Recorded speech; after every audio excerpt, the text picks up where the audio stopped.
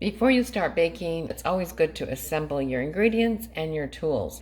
I have my kitchen machine here, and flour, sugar, and salt, some vegetable oil, and then I've got my yeast. Now I also have my measuring cups, my 1/3 cup measure, my teaspoon, my tablespoon.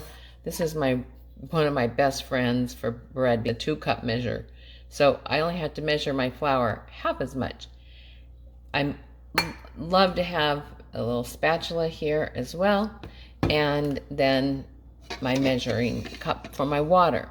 Now you'll notice I have a thermometer right here inside my liquid measuring cup, and I'll be showing you how to use that. You might be wondering if you need to use bread flour. You can use all-purpose flour, and that is fine for this recipe. I choose bread flour. It has more gluten in it, it has more protein in it, and it gives the breadsticks a bit of a chew. Now if I'm making rolls, I don't want them to be chewy, so that's when I'm going to go with an all-purpose flour. My kitchen machine is by Bosch, and so if you have a Bosch machine, I wanted to reiterate that I've got my dough hook here, and then I've got my dough hook extender underneath it.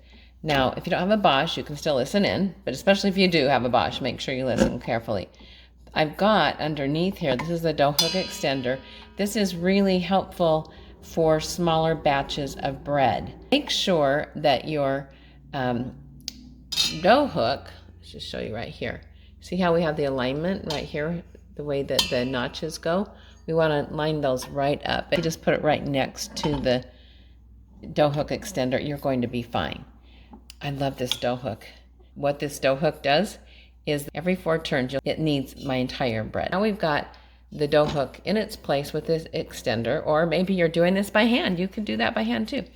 To my mixing bowl, I've added the salt and I've added the sugar. Now I'm going to pour in my vegetable oil. Go ahead and put that in here. I'm going to show you about one of the biggest mistakes people make in bread mixing, and that's the temperature of your water. I'm going to teach you a tip about that. Water. Water can kill your yeast. But also, if you don't have it warm enough, then your yeast will not activate in a timely manner. And so I get my water so it's feeling pretty warm. But now here is the biggest hint that I could give you today. And this was a life-changing bread making tip for me. You've got to take the temperature of the water. That's the biggest thing. You have an instant read thermometer is an absolute must if you're going to make good bread. You don't want it to be more than about 110 or 115, 120 at the very max. So I'm right there. It's time now to go put this into my mixture. All right, and now we're going to begin to add the flour. In this recipe, it's 5 to 6 cups of bread flour, and I like to add 1/3 of it at a time. One of the problems with bread is when people add too much flour. I'm going to just put in 2 cups right now. I put the flour in before I turn on my machine. That way I don't get a flour shower. There's 2 cups of flour. Now I'm going to add my 2 tablespoons of instant yeast.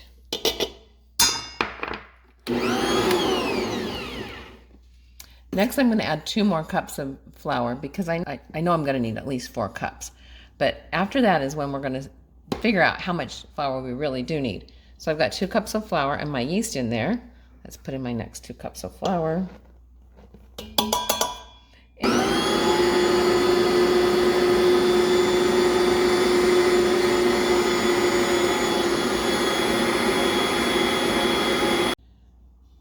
Okay, my dough is looking pretty good there.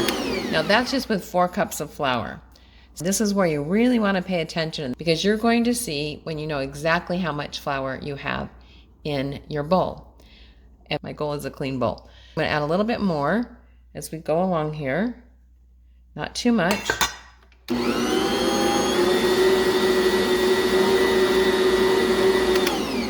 You can tell it's starting to form a ball, but it's super sticky. You don't want to have it super sticky, but you don't want to have it dry, because then you're going to have dried out bread. So I'm gonna add just a little tiny bit. I wish you could feel this with me. That almost is gonna be okay. But I'm gonna add just a little bit more because I want my bowl to be clean, and then we'll do the kneading by machine. Here we go. Watch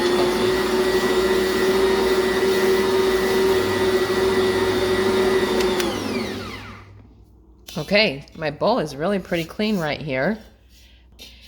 When it starts to form a ball like it is, it's almost ready. But this is where you just have to be really careful, which is why I'm videotaping this so you can see it.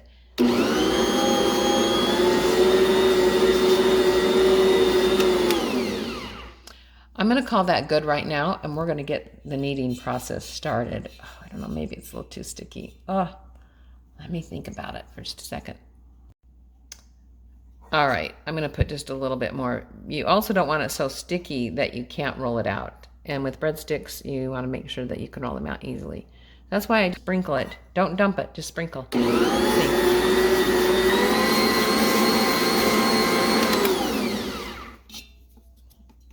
Now I'm going to knead this for about 3 minutes.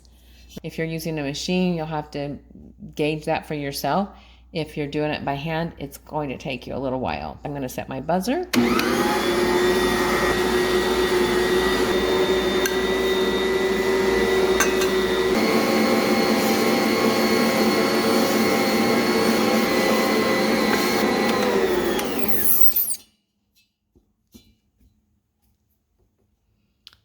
At about 2 minutes, I feel like it's just a little too sticky. I've been adding a little more flour, and I may add a little more. I kneaded this for 3 minutes. I added a little bit of flour to it. If you didn't watch the whole thing, I didn't put the whole 3 minutes on here. But now you can really see how this dough is not sticking to the bowl at all. It's really getting a good workout. I'm doing it like just an extra minute here, so that would have been 4 minutes of kneading with this really powerful machine. So again, depending on your machine, or if you're using your hand, I can't tell you the exact time how long it's going to take. But I just love how my bowl is getting cleaner and cleaner. Okay, it's almost at an extra minute, and now I'm gonna just turn this off here. We're gonna feel it and see what it feels like. Just like 5 more seconds here.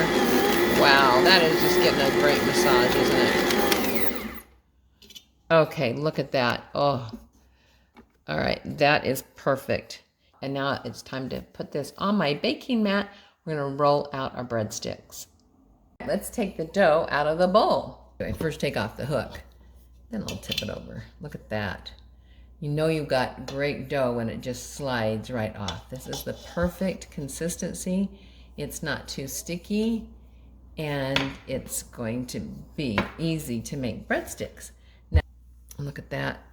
Now we are ready to roll out the breadsticks. I love using a silicone mat so it doesn't stick to my countertop.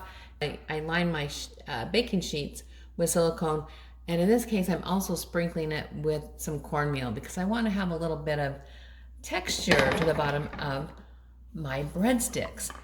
Because this makes a good amount of breadsticks, I cut that in half, and I'm just going to set the other one aside. Roll it to about 1/2 inch thick. These sticks are going to rise nicely. Another one of my fave tools for bread is my bench knife. It's got a sharp edge on the bottom. Take the dough knife and make slits all the way down. I'm just going to put these directly on the baking sheet after I get them all cut out. Cut these in half. Now I'm going to put them on the baking sheet. Here are the breadsticks on the sheet. I want to just show you my little trick. I don't roll it, I just cut it. That's what makes these so fast and so quick to put together. But my little trick about the cornmeal is to just roll it in the cornmeal and turn it over so it gets really covered. And I don't always do that, but I want to have a little bit of texture. I also like to have my breadsticks close together because when they're cozy, they rise together, kind of like we do when we have good friends. I'm going to cover this with a clean cloth. This is how many breadsticks this recipe makes. Let's put the towel over it. Now, a little trick, I turn my oven on 170 degrees, which is just the warming cycle, and it gets warm, and then I turn off the oven, and then I put my bread inside of that warm oven. It's a really good place for the bread to rise, and it doesn't take too long, like 15 minutes. I'm going to unveil what the breadsticks look like now that they've had a chance to rise. Now we're going to close the oven and let them bake. Yum! Look at these breadsticks. They're browned just perfectly, and I have them sitting on a cooling rack. But I want to take them off the cooling rack because I don't want them to sweat. We're going to give them a little butter bath. I went ahead and melted some butter. Well, these were in the last few minutes of baking. If you want some flavoring, you can add any kind of seasoning to that butter, or you can sprinkle it later on. I'll show you how we're going to butter these without making a mess. I'm going to take the silicone bake mat and I'm going to put it under the cooling rack because we want to be able to pile on the butter. And then we just put that on top. Isn't that easy? And now any excess butter will just go underneath. So we'll just take this, we want to just take a pastry brush and just brush them. What I love is that because they're so close, remember I told you they're going to be next door neighbors and they're going to be cozy and they're going to be nice and fluffy and thick. That also helps when you go to put the butter on, that the butter stays in the crevices, but I do like to put the bake mat underneath it. Make sure you go all the way to the ends. Could sprinkle some seasoning on top if you wanted to. I really like poppy seeds, and I love to put the everything bagel mix on here too. Who needs to go to the Italian restaurant to get breadsticks when you can make these right at home? And let's just take a peek at them. Oh, look at that. They're gonna be so good. Nice and fluffy, brown, and a perfect size, just a perfect size.